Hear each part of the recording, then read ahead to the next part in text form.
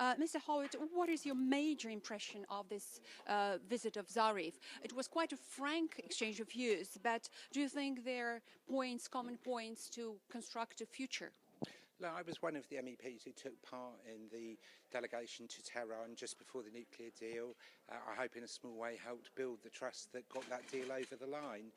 And I see today as having been a further step from a position where, yes, there are differences, where, yes, there has been a huge mistrust, to rebuild our communications, to listen to the different perspectives, to not be provoked, and all of the different viewpoints were put today, and there was a constructive discussion.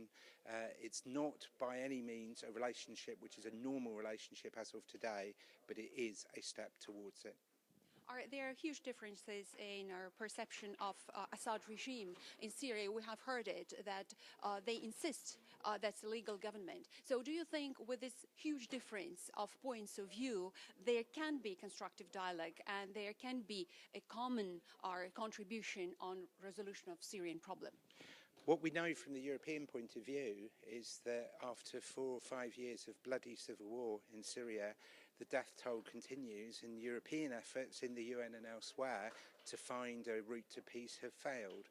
And therefore, we have come to the conclusions, we Europe, that we need inclusive talks with Iran, with Russia, with Saudi Arabia, with all interested parties at the table for there to be a hope, a chance for peace to succeed. And Foreign Minister Zarif said that today. Engage in the talks, find a political solution, reject military solutions. Why don't we take him at his word? Vigorously pursue the peace process in Vienna, Geneva and elsewhere, and end this bloody civil war and a death toll of which the whole world should be ashamed.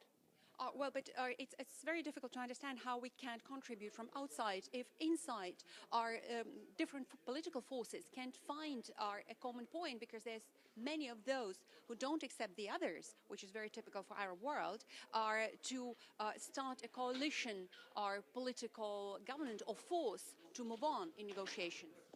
Look, of course, there are no easy answers when it comes to finding a route to peace in Syria. But we know what fails, and what fails is the inaction and the division of the last years. And therefore, it must be the right step forward to bring an all-inclusive approach to searching for peace in the region and in Syria in particular. The contribution of Foreign Minister Zarif today said to Europe, we'll engage, we'll find a non-military solution, we're prepared to do so, be prepared to do so with us. We should take him at his word.